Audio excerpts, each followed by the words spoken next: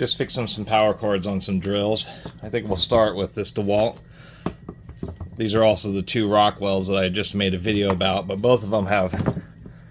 Whoop, I don't want that to fall over.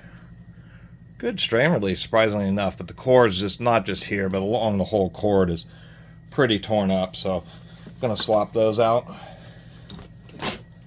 Get these out of my way here.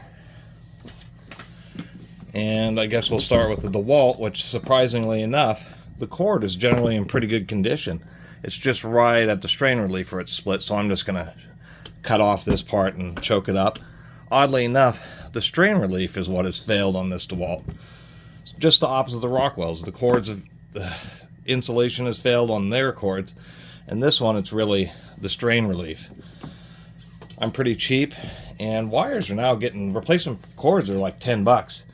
So I go by the junk stores and just get like computer power cables. These are actually two-prong ones, since those Rockwell drills are double insulated. If you wonder where these two-prong computer style cables are for, they're for audio receivers, home theater receivers. They don't have a ground connection to reduce the potential of having hum and noise come in through the ground itself. Plus they have transformers which isolate their circuitry. Anyway, and in case you're wondering, yes, a long time ago, I guess maybe a year ago, I made a video about one of these original American-made DW130s. This is actually a second one that I picked up. Had a bad back bearing and I swapped that out. I only paid 20 bucks for it, so I was actually pretty happy. And actually only have, most of this is just dirt from kicking around. Was noticing one other area on the cord right here, and I'll just end up using electrical tape on that section. Actually, I believe we even have a date here that is 2200-100, and I'm assuming that 2001 is the date. Anyway, we'll cut off this cord. Always takes a minute, but it's not too bad to do this kind of procedure. Really do like these razor blade style cutters, just because it turns out the razor blades are just so sharp. Always going to replace them. Out of all the wire cutters, I mean, that razor is just so sharp that it doesn't compress the wire at all. It just makes a super clean cut. Just two screws on this handle here, and then if it just kind of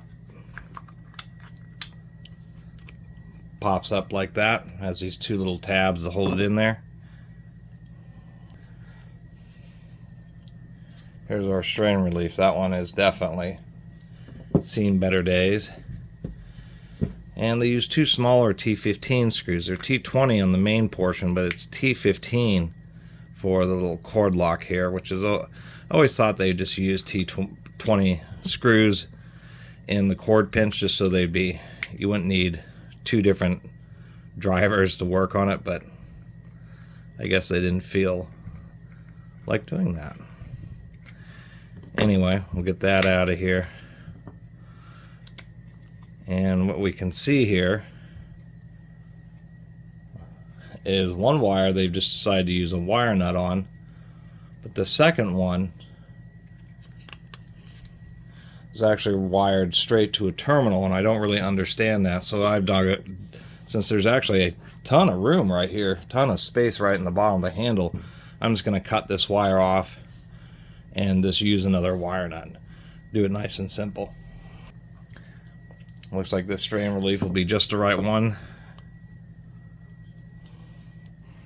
Got the wire nuts off. Actually, the spiral metal core of the wire nut got stuck on the damn wire. That's annoying. They still have threads in them. This yellow one didn't even have threads, so they'll be just fine. For me, cutting this little insulation, I just use these like little precision cutters, and I like them because they're pretty easy just to get right under the insulation. And on these rubber cords, once you get it started, all you have to do is, a lot of cords you can't peel it back like this. It's super difficult, so you're gonna snip around, kind of going along the groove where the spiral of the wire is. Anyway, the super easy route. It's actually nice when there's gaps like this because you can just do something simple like use wire nuts. And to tell you the truth, having these wires like this for the life of the drill and the few more cords that it might take to till the gears strip out and the motor wears out, you can just use the wire nuts. It's really makes it a lot easier than trying to find one of these specialty right angle little clip things. When you do it, just give it a little bump to make sure it works. I didn't use those other wire nuts. I used blue ones with metal inserts. It turns out that this white wire is like a pre-tinned. It's not a solid core wire. It's a stranded wire, but it's already been coated with solder. So it's very stiff, and those non-metal threaded wire nuts just wouldn't get a grip. And there we are. One of the reasons you what I should say is there's a DW131, which is the old school all metal heavy duty drill, which is also a 7 amp at 450 RPM. The DW130 was the slightly cheaper version. Same amount of power, just not quite the old school build quality, but still pretty good. And this continued to the more modernized one with the rounded back that you have to pull off instead of the easily externally accessible brushes.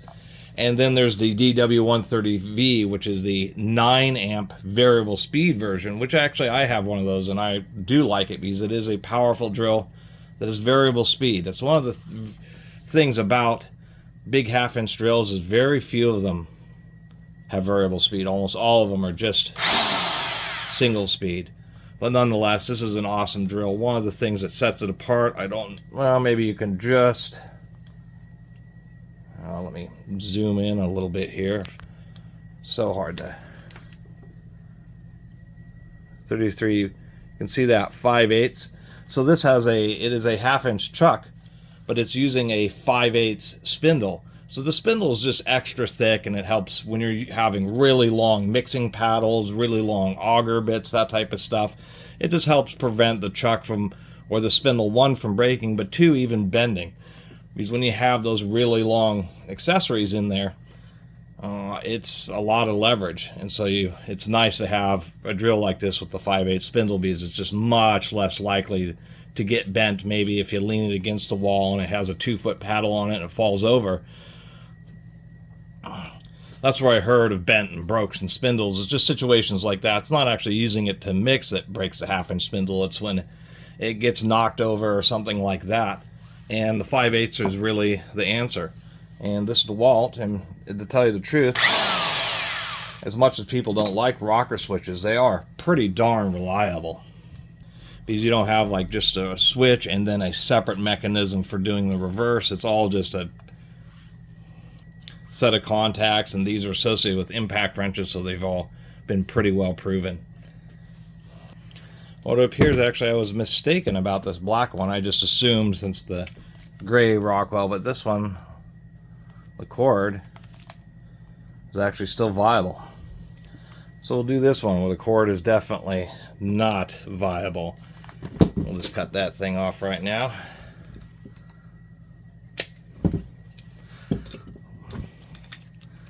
Make it easier on myself.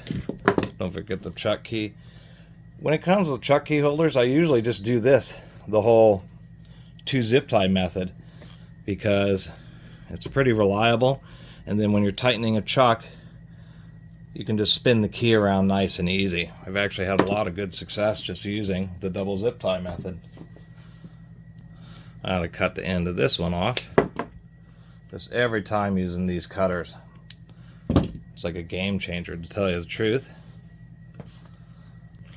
Never really know. If you haven't been into a tool before, it can be sometimes kind of difficult to really know what type of terminal setup.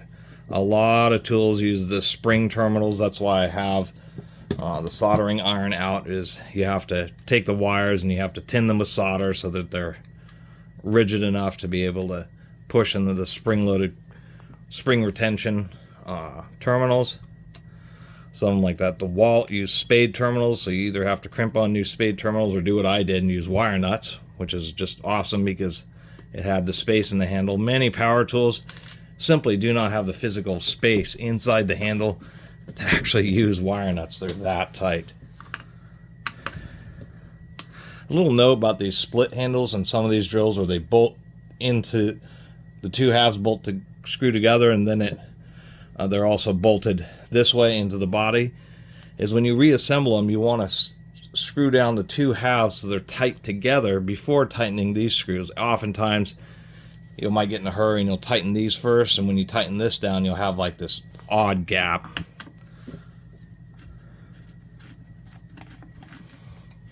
And these do have through nuts, so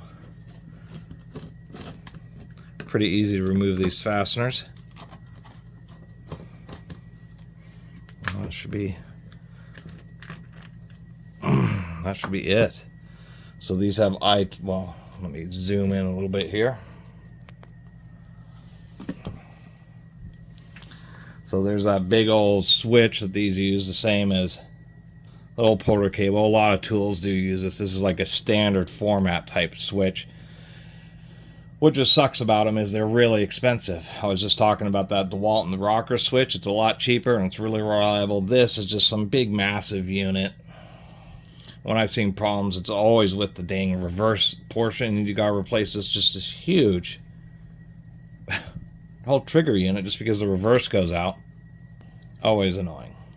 One of the nuts fell out. That's common. You don't want to lose these things, that's for sure.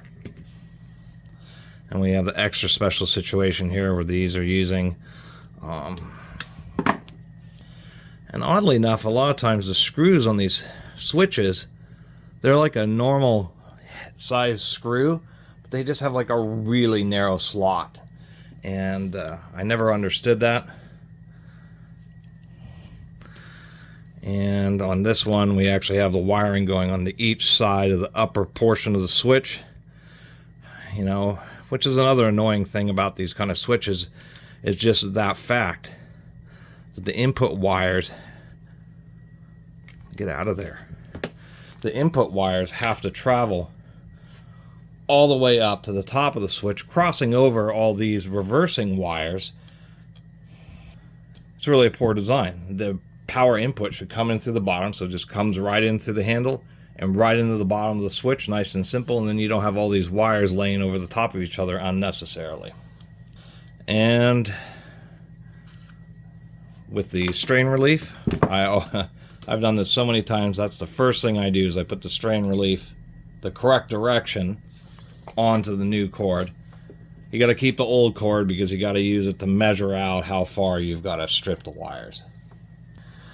Zooming in further, many of these switchers require these little eyes that are just... What is that?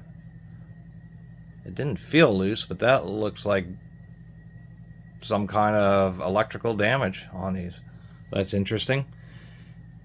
Anyway, many terminals require these microscopic eyelets, which are like impossible to find, but that's actually not necessary. As we can see here, this is actually quite a large area, so thank God I can use like a normal connector. Anyway, my video, I had two-part video. The other part got corrupted, and I'm not taking this all apart again to re-record the video. One of the most frustrating things, man, it's so angering when that happens. Just because I do videos every day, and I just don't have time to deal with that kind of crap. Anyway, sorry for the big jump once again. Just a few notes.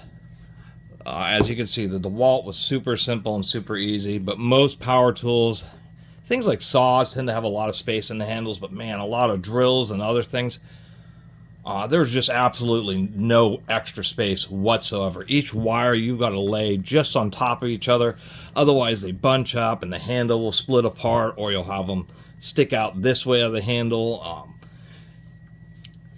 It's one of the most, it'll be the most annoying part. Like on this Rockwell, you got to get those special terminals in there so you can bend the wire at 90 degrees. There's no space for them to be like common insulated terminals, so you got to use non-insulated ones and find just like the cheesy kind of crimpers to use with them. And I'm just annoyed right now. Other than that, the one thing I will mention is on many of these tools, it's nice that they use nuts. It means that you're less likely to strip out the plastic. The caveat is is it's real easy just to torque too much and actually just start pinching and pulling either the head of the screw or the nut or both through the plastic and actually just punching a hole in it. It's really difficult to recover once you've done that. On an area up here, you could put like a bolt through it, but down here, you could probably get away with just a couple of big washers, but nonetheless, once you've run the screws through, you end up with just a big giant hole, which is just difficult to recover. So you got to torque them down so they're tight, but not so much that you're starting to, once again, pull it through the plastic. Which in my previous review, I didn't notice that about these Rockwells, but these handles here are kind of soft. I mean, I was noticing that I can bend it back and forth, I can twist it around. Suppose it works, but I kind of like a more solid handle like this fiberglass reinforced nylon like on this DeWalt. And versus these two drills, they both have just about the same power. 7 amps at 450, 8 amps at 500. This may have a touch more power. They're both really close in build quality. The Rockwell, I would say, has, a better chuck being a key drive. But the DeWalt certainly has just a stronger body and a bit better handle design in my personal opinion. And one thing I was noticing is when these two are sitting next to each other, kind of looks like the DeWalt may be a little bit shorter than this Porter cable, but or Rockwell Porter cable. When we put them next to each other, well, I should do it. Don't ever have enough space for these large tools. But when I put them next to each other, it's just about the same. Maybe just the grip of the handle length difference. So technically, this DeWalt is just a little bit more compact. As far as like the gearboxes and stuff are concerned, I'm sure both of these would be easily compete with each other on exactly how many miles you can get out of them. Anyway, thanks for watching.